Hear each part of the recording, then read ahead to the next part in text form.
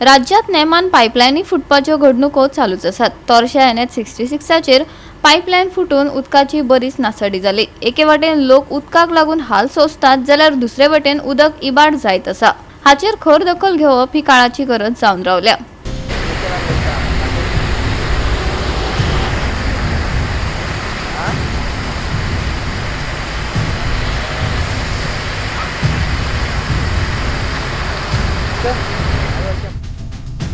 हर घर नल व्हावता रस्त्यार जल। सरकाराची उदरगत गोंयकारांक म्हारग पडटा वय। पाईपलाईनी फुटून उदक व्हडा प्रमाणात व्हावतानाच्यो जायत्यो घडणुको मुखार आयल्यात। उदकाक लागून भिवपाची गरज ना अशें सरकार म्हणटा खरें, पण वास्तववादी परिस्थिती एक वेगळीच काणी सांगता। दर दिसा उदक फुकट वचत आशिल्ल्यान लोक अजून लेगीत जागरणां करून 2 थेंब उदकाची वाट पळयतात। कांय कडेन टँकरांचो आदार घेतात। माणकुल्या गोंयांत लोकांक मुळाव्या गरजांक लागून हाल सोंसचे पडटा, ही खंतीची गजाल।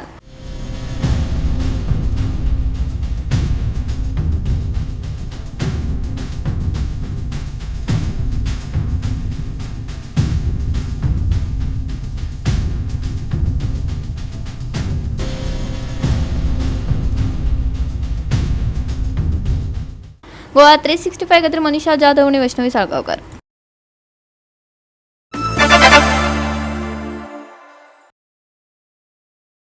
A major security breach has been uncovered in the national capital. Delhi police have arrested alleged operatives linked to a Pakistan-backed terror crime network that reportedly used social media to recruit youth and facilitate illegal activities across the Delhi NCR region.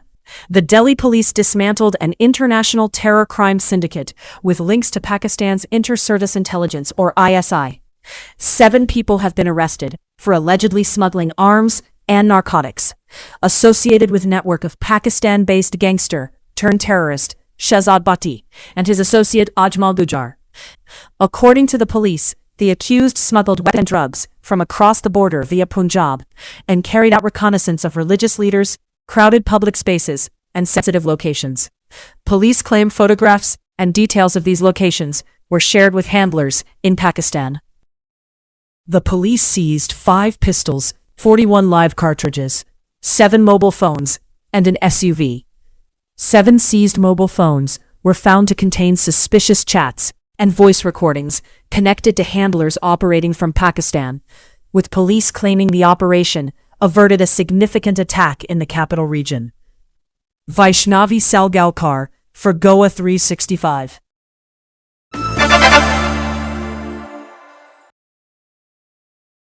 शिवसेनेचो वरिष्ठ फुडारी आणि मुंबईचो संसद वांगडी गजानन किर्तीकारान येवपी गोंय विधानसभा वेंचणुकेत 30 जाग्यांचेर लढो दिवपाची येवजण आसा अशें जाहीर केला। राज्य उदरगतीच्या मळार फाटी उरता असो आरोप करून भाजपा सरकारा आड पक्ष तयार आसा तांणी नमूद केले। भूमिपुत्रांचेर परिणाम जावपी प्रश्नांचेर तांणी हुस्को उक्तायलो। जायत्या थळाव्या लोकांक खास करून रोजगाराच्या मळार अन्यायाचो सामनो करचो पडटा अशें दिसता असो दावो तांणी केलो। नोकर भरती विशीं गोंयच्या तरणाट्यांमदीं असंतोष वाडत आशिल्ल्याचेरय तांणी बोट दवरले। शिवसेना पक्षा वतीन गोंय राज्यात शिवसेनेची मोहीम सुरू जाल्या। शिवसेना पक्षाची गोमंतका मदलो वर्धापन दीस 19 जून दिसा पर्वरीत घडोवन हाडपाचें थारायला। तशेंच राज्यातल्या वेंचणुकेच्या प्रचाराचो एक भाग म्हूण गोंय राज्यात सतावपी प्रश्न शिवसेना हे हातात घेतले अशें तांणी सांगले। गोंयामध्ये 22 साली निवडणूक झाली। सत्तेचा जो समतोल राखला जातो मतदारांकडून तो राखला गेला त्यावेळेला। सत्ताधाऱ्यांना 25 आणि विरोधकांना 15 जागा। समतोल जो लागतो राजकारणात विरोधी पक्षाचा आवाज बुलंद करण्यासाठी तो केला जनतेने, दिली मतं। पण 11 पैकी 8 काँग्रेसचे आमदार सत्ताधारी पक्षात गेले। परिस्थिती काय 33 विरुद्ध 7, पण विरोधकांचा आवाज क्षीण झाला। निरंकुश सत्ता राबवली गेली, त्यामुळे जनतेच्या प्रश्नाकडे लक्ष दिलं गेलं नाही। या सगळ्याचे आराखडे आम्ही काढलेले, शिक्षण क्षेत्रात असो, नोकरीच्या क्षेत्रात असो। एवढं मोठं आंतरराष्ट्रीय क्षेत्र, आज 64 वर्ष झाली गोवा स्वतंत्र होऊन, स्वतःच विद्युत निर्मिती प्रकल्प देखील राबवता आला नाही। केंद्र शासनाच्या मदतीने मोठे मोठे इन्फ्रास्ट्रक्चर इकडे झाले, परंतु गल्ली बोळातले राज्याचे रस्ते, शहरातले रस्ते, शहरातलं घनकचरा व्यवस्थापन, शहरामध्ये पाणी पुरवठा व्यवस्था, शैक्षणिक दर्जा, आरोग्याच्या बाबतीत सुद्धा कॅगचा रिपोर्ट तुम्ही जर ऐकलात, कारण तुमची जबाबदारी आहे लोकांपर्यंत पोहोचवण्याची. आम्हाला निवडणूक भाजपच्या विरोधात लढावी लागली तरी आम्ही लढणार. व्यवसाय जो शेतीचा तो आता संपत चाललेला आहे. नोकरीमध्ये इथे प्राधान्य मिळत नाही ते चाललेलं आहे. शैक्षणिक व्यवस्थेमध्ये किती आता गोंधळ चालू आहे ते कॅगच्या रिपोर्टवरून आपल्याला कळेल. ह्या सगळ्या गोष्टी आहेत. मी कॅगचा रिपोर्ट वाचायला सांगतो. तुमचे प्रश्न असं नको व्हायला की मग तुम्ही प्रश्न विचारायचा आहे आणि मी तुम्हाला संधी देत नाही, असं मी करणार नाही. त्यातून चांगला तुम्ही दर्जेदार गोव्याच्या लोकांच्या हिताचा, आमच्या हिताचा विचार करू नका. आम्ही आमचे घोडदौड चालू ठेवू. आम्ही निवडणुकीला 30 जागा लढणार. बीजेपी बरोबर युती करायची की नाही करायची, विरोधी म्हणून आम्ही एकत्र यायचं किंवा नाही यायचं, ह्या सगळ्या गोष्टी भविष्यात राजकीय परिस्थितीनुसार आम्ही ठरवणार. प्रत्येक विधानसभेमध्ये बूथ यंत्रणा सक्षम करणार आहोत. प्रचार यंत्रणा चांगल्या तऱ्हेने राबवणार आहोत. महिला, युवा आणि पुरुष या संघटनेचं मागणी ग्राम लेवलपर्यंत आम्ही करणार आहोत. शिवसेनेचं सगळ्यात मोठं ब्रीद वाक्य असं आहे, शिवसेना ज्याच्यासाठी जन्माला आली ती स्थानिक भूमिपुत्र आहेत, त्याच्यावरती अन्याय आम्ही सहन न करणारी मंडळी आहोत. आणि ते अन्याय चालू आहे. त्याला म्हणजे सरकारने प्रोटेक्शन द्यायला पाहिजे. सरकार देत नाही. कायदे काढायला पाहिजे. त्यांना त्या आस्थापनेला जाब विचारला पाहिजे.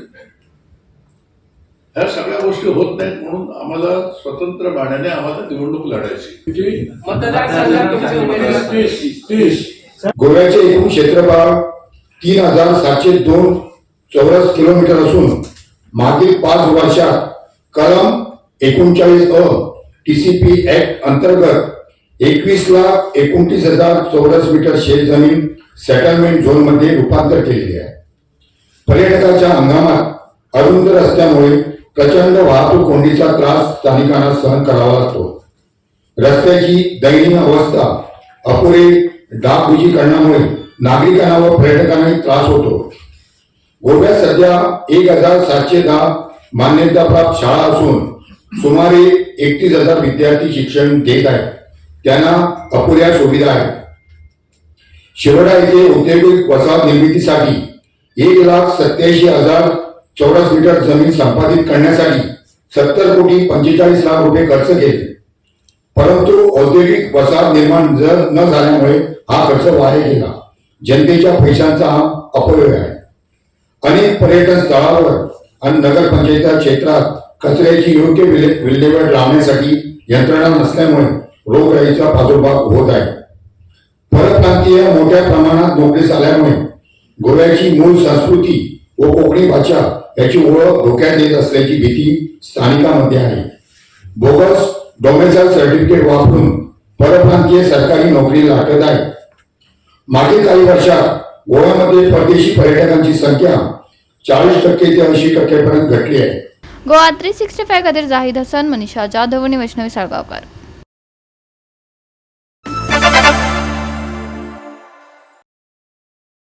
अग्निवीरांची पासिंग आउट परेड ही तांचे खातीर प्रशिक्षण पुराय जावपाची एक म्हत्वाची मार्गदर्शक तत्वां जावन आसात. फोंडा हांगच्या लष्करी शिबिरा सावन 726 अग्निवीरांचो हो 8वो गट पास जालो. आयज मेरेन ह्या प्रतिष्ठीत संस्थेंतल्यान वट्ट 2020 अग्निवीर पास आउट जाल्यात.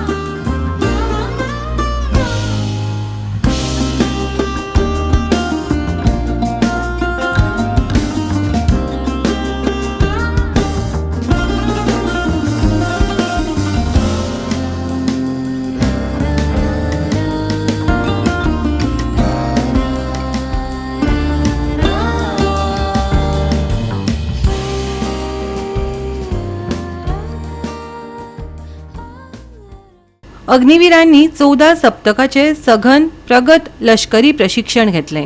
तातूंत सिद्धांतीक आनी वेव्हारीक अशे दोनूय प्रकारच्यो सुचोवण्यो आशिल्ल्यो.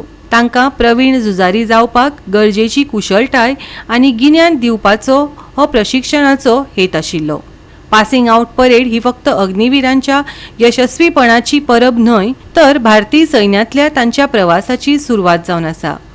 अग्निवीरांचे तांच्या कुटुंबा खातीर आनी एकंदर राष्ट्रा खातीर हो एक व्हडलो अभिमानाचो खीण जावन आसा. पळयात. आज हम सबके लिए गर्व की बात है कि अग्निवीर 8 बैच के ओसीसी कैटेगरी ग्रेड के 726 अग्निवीर अपनी ट्रेनिंग को सफलतापूर्वक पूरा करने के बाद देश की आन बान और शान की रक्षा करने के लिए भारतीय सेना में शामिल होने जा रहे हैं. मैं आप सभी को उज्जवल भविष्य के लिए बहुत शुभकामनाएं देता हूं. आप सभी अग्निवीर अत्यंत भाग्यशाली हैं क्योंकि आज आप कोर ऑफ सिग्नल्स, जिसका भारतीय सेना में एक गौरवशाली इतिहास रहा है, का महत्वपूर्ण हिस्सा बने जा रहे हैं. भारतीय सेना के कम्युनिकेशन और इंफॉर्मेशन टेक्नोलॉजी डोमेन में कोर ऑफ सिग्नल्स का एक अहम रोल है. इस कार्य के लिए आधुनिक समय में कोर ऑफ सिग्नल्स ने नेक्स्ट जनरेशन नेटवर्क जैसे कि NFS नेटवर्क ऑफ स्पेक्ट्रम को स्थापित किया है. साइबर सुरक्षा में भी सिग्नल कोर की बहुत महत्वपूर्ण जिम्मेदारियां रही हैं. आज चेंजिंग टेक्नोलॉजी के कारण युद्ध के तौर तरीके भी बदल रहे हैं, जिसके कारण हमारी कोर ऑफ सिग्नल्स नई चुनौतियों का सामना कर रही है. मुझे पूरा विश्वास है कि आप इन कठिनाइयों का डटकर सामना करेंगे और कोर ऑफ सिग्नल्स की गौरवशाली विरासत को और भी आगे बढ़ाएंगे. आप सभी ने 10 हफ्तों की बेसिक मिलिट्री ट्रेनिंग और 14 हफ्तों की एडवांस मिलिट्री ट्रेनिंग प्राप्त की है, जो आगे चलकर आपको एक बेहतरीन सैनिक और सिग्नलर बनने में मदद करेगी. प्रशिक्षण के दौरान विभिन्न क्षेत्रों में कड़ी मेहनत और परिश्रम के बाद यहां से आप लोग कोर ऑफ सिग्नल्स की विभिन्न रेजिमेंट्स में जाएंगे और मैं उम्मीद करता हूं कि आप यहां से पाई हुई सिग्नल का इस्तेमाल करते हुए अपनी यूनिट तथा कोर ऑफ सिग्नल्स का नाम ऊंचा करेंगे. इसके लिए 3 बातें हमेशा याद रखें: नाम, नमक और निशान. इन 3 चीजों के इर्द गिर्द आपके सभी निर्णय और आपके सभी एक्शन इन तीनों के आसपास ही इर्द गिर्द रहेंगे. और इसको हासिल करने के लिए जिन 3 गुणों की आपको हमेशा जरूरत रहेगी वो है सच्चाई, ईमानदारी और वफादारी. आज की इस पासिंग आउट परेड में आपने जो उच्च दर्जे का टर्नआउट और ड्रिल का शानदार प्रदर्शन किया है वह काफी सराहनीय है. आपकी 24 हफ्तों की ट्रेनिंग को सफल बनाने में 6 technical training regiment, 2 signal training centre के स्टाफ और इंस्ट्रक्टर्स का अहम योगदान रहा है. मैं उन्हें भी बधाई देना चाहता हूँ. पुरस्कार प्राप्त करने वाले अग्निवीरों को मैं बधाई देता हूँ. मैं समस्त अग्निवीरों के माता पिता का सम्मान और धन्यवाद करता हूँ जिन्होंने अपने बहादुर बेटों को देश की सेवा और सुरक्षा के लिए समर्पित किया. अंत में मैं आप सभी के सुनहरे भविष्य की कामना करते हुए ईश्वर से प्रार्थना करता हूँ कि आप सैनिक मूल्यों व सैनिक धर्म का पालन करते हुए सैनिक जीवन के अनेक क्षेत्रों में शानदार कार्य करते हुए प्रगति करें और अपने माता पिता, कोर ऑफ सिग्नल्स, भारतीय सेना और भारतवर्ष का नाम ऊंचा करें. जब एक युवा सैनिक बनता है तो यह केवल न उसकी ही नहीं बल्कि पूरे परिवार की राष्ट्रभक्ति को दर्शाता है. उस जवान के पीछे माता पिता की वर्षों की तपस्या, संस्कार और समर्पण छिपा होता है. आपने न केवल अपने सपूत को जन्म दिया बल्कि भारत माता को एक रक्षक प्रदान किया है. गौरव पदक केवल सम्मान ही नहीं बल्कि इस राष्ट्र की ओर से आपकी देशभक्ति, त्याग और समर्पण का प्रतीक है. हमें गर्व है हमारे देश में ऐसे माता पिता हैं जो अपने बच्चों को राष्ट्र की सेवा के लिए प्रेरित करते हैं. आप सभी को गौरव पदक के लिए हार्दिक बधाई. गोवा 365 खातीर कृष्णा नाईक, मनीषा जाधव आनी अरुण नाईक.